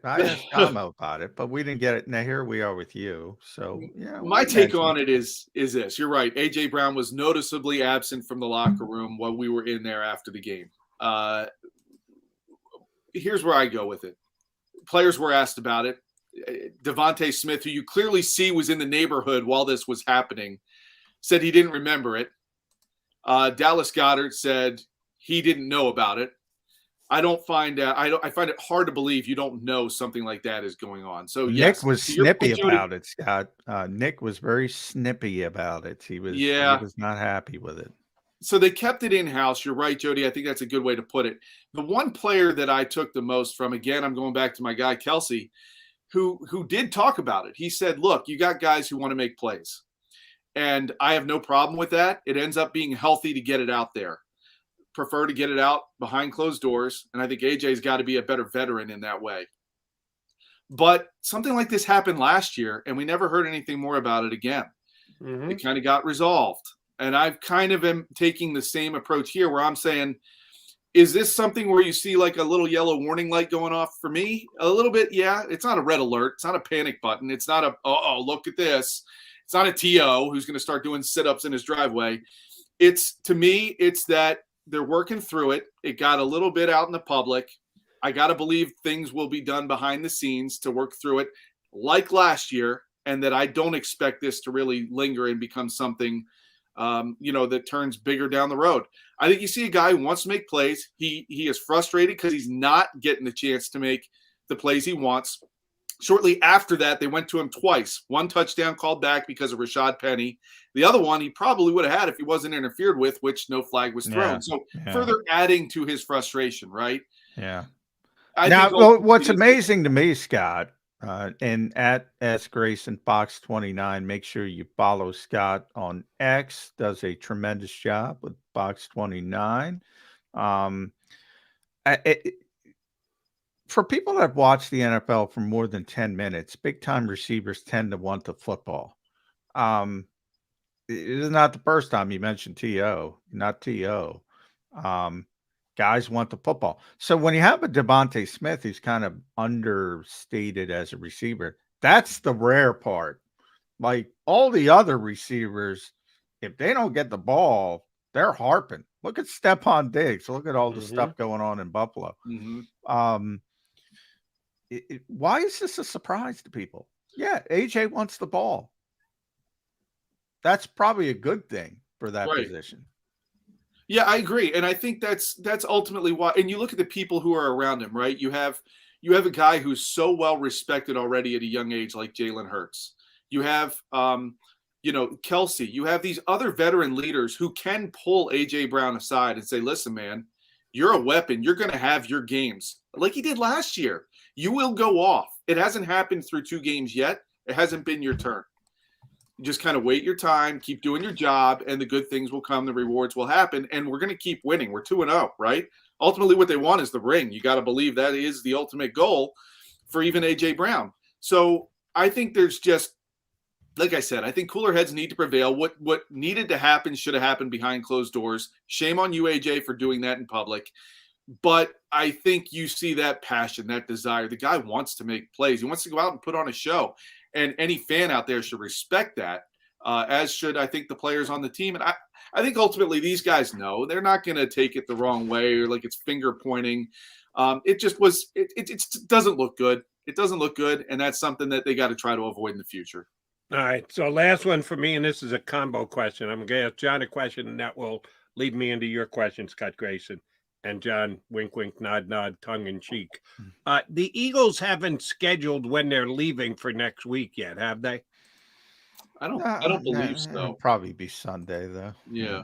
Probably, but not definitely. And then the reason I say it is Eagles don't give the media guys like John and Scott much notice to anything. They like, here, show up now. They don't give you a whole lot of lead usually time, give us a half hour. So asking for next Sunday's travel plans probably a little overly egregious by me. So Scott Grayson, here's my question to you. What is the biggest concern for the Philadelphia Eagles next Monday going into Tampa against the Bucs? I think they're their own biggest enemy right now. So to me, my biggest concern is, can this offense really get into a rhythm through the air and on the ground? So far, there were big plays through the air. It's a couple plays, you take them away. They didn't move the ball that much through the air. It was all on the ground. And look, it worked. But I need to see more consistent, more of a rhythm. I need to see that there's growth taking place. And again, part of that is in Brian Johnson. Part of that is in Jalen Hurts right now. I just don't see Jalen seeing the field as well as he did last year. So for me, I feel like they're their own biggest enemy, Jody. I think, I'm not so much worried about Baker Mayfield or the Bucs as I am worried about Baker Mayfield. Maybe the defense, not Baker. Right. Yeah. I think the biggest things I need to see is that there aren't so many guys on the injury report by the time they do leave, and that they, particularly on defense, and that I need to see, this team show me something Monday night that shows offensively that they're working it both passing and on the ground. And I don't believe, again, you two guys, Eagle beat reporters, me, just an observer from home. You'll straighten me out if I'm off base on this. I don't believe the Eagles have a James Harden type player who likes to live in a club. So I was going to say maybe the biggest concern would be Mons Venus, very famous strip club down there, not far from the stadium in Tampa. Well, I know what you're saying, Tony. Yeah, Sunday, getting down there early, check into the hotel, got to get out. You got to not play until the next night. AJ a little ticked off because he didn't get the ball. Maybe I'm just talking out my ear hole, but Tampa's famous for that type of entertainment. If that's your Just proclivity. mentioning that going into a Monday night game, if you get down there early enough. On Harden may Sunday, be there. Just that's right. You might run into James Harden at Mons Venus. Good one, Scott Grayson. Always a pleasure. Whenever we get John, thank you much for doing it. We'll punch up again in a couple weeks. You got it, guys. Good to see you. Thanks, again. Scott. Fox 29 Zone. Scott Grayson here with us on Birds 365. All right, Jody Mac, Johnny Mac, coming back. We got to put a bow on this show.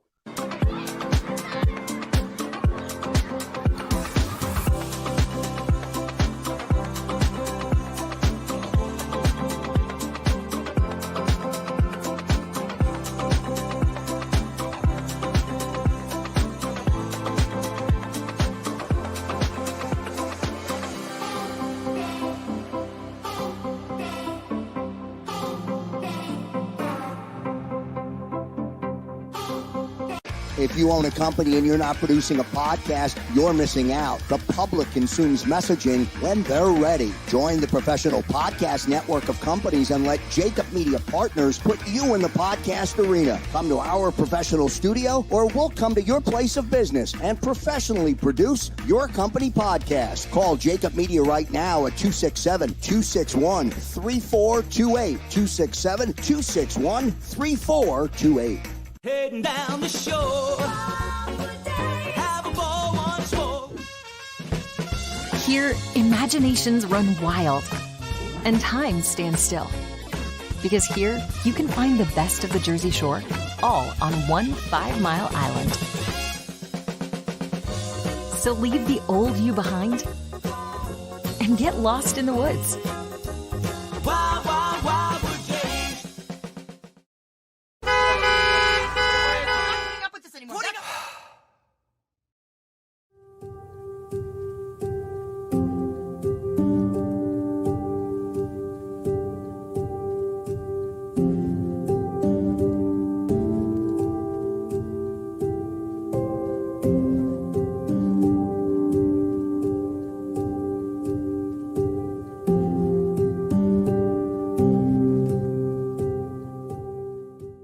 Score and save at Southeastern PA and Delaware with Colony Pools this football season, and let the experts close your pool with a custom Merlin safety cover in green for the birds. And if you join our Winter Watch team, we'll give you another 20% off, and Colony Pools will handle it all. Keep your tiles on your pool, not in your pool. Fly with Colony right now, birds fans. Visit flywithcolony.com.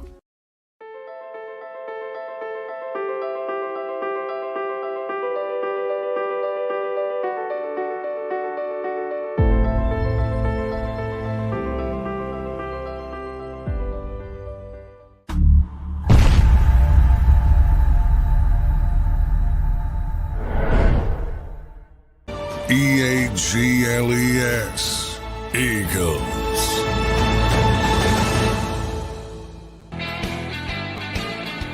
All right, Johnny Mac, we're going to wrap up on this note today. I'm going to put you to the test, okay? I know it's still 10 days away, so we're going to have Remember, I'm very tired, Jody. All next week. Yeah, I know. Well, but I got faith in you on this one. Assuming he has cleared concussion protocol, which we all think is a pretty good bet because we've now got all the way till next Monday night, so you got a lot of time to get over it. That James Bradbury is cleared to play. If Avonte Maddox is out, how many plays will James Bradbury play in the slot in this upcoming game against Tampa? We've talked about it here on the show that they used him in practice in the slot, getting him ready. Like, give yourself options and the like. Would he really do it during a game? Well, they may be put to the test. Game number 3, Johnny Mac. If Avonte Maddox is out, do you go with Goedert, who wasn't great last night, or do you actually say, well, we did it for a reason in practice. Let's get Bradbury into the slot. Yeah, I think there's more of a chance of it after seeing Mario play. Yeah. I still don't think it'll be a lot, but I did notice him in the slot at one point in New England. Did he drop down before a he got hurt. player in the slot or two? I didn't even notice I'm trying to look it up real quick. Yeah, 2 snaps he got in the slot against New England. So I did notice it once, and it evidently it was twice. Now that happens every year. He plays a little bit in the slot. We're talking like 10, 15 snaps the entire, because sometimes teams are playing empty sets and you have 5 receivers and you just move inside because your guy's in the inside. So most of the time it's just that. But he did play in the slot again 2 times. I put the over under at 10. I think you'd see it more than normal because I don't think Goedert played well, and I got to rewatch the game. But on first, just being there, and Josh, I think held up okay. Not great. I mean, Minnesota threw for a lot of yards, and he got beat for the big touchdown. I don't think it was great, but I think they have more confidence in Josh Jobe than Goodrich or Ringo or Ricks. So it might be more. I've given it more thought now than I would before.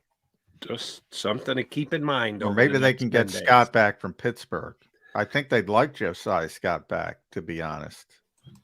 I said that quasi in jest because Josiah Scott got beat up a lot last year and they already come. But if they want to, if he's on the practice squad, all you got to do is give him a 53-man roster spot, right? That's true. You can pick him off the practice squad anytime you want, but you have to activate him right Well, away. Pittsburgh would have a chance, to elevate him as well. So that kind of depends on. But yeah, they could sign him off the practice squad. Exactly. All right, good show today, brother. Know you were running on fumes up till late wee hours. You didn't have to use that number to call to get out of the stadium? Was still open and allowed you to get out? I managed to get out, but I don't know if everybody got out. Who knows? There might be a situation down there. The sneaking John McMullen out of the Lincoln Financial Field. All right, Johnny Mac will slink in with me on Monday. Have a good weekend, brother. Mac and Mac back here on Birds 365 in 2 and 2 days, that is. You've been listening to Birds 365, the destination for the passionate Eagles football fan who bleeds green. If it's Eagles football, we're talking about it. Debate inside the locker room and guests that are some of the greatest football minds from around the region. We hope you enjoyed the show. We know we had a blast. Make sure to like, comment, and subscribe, and we'll be back soon. But in the meantime, hook up with us on social media at JAKIB Sports. See you next time on Birds 365.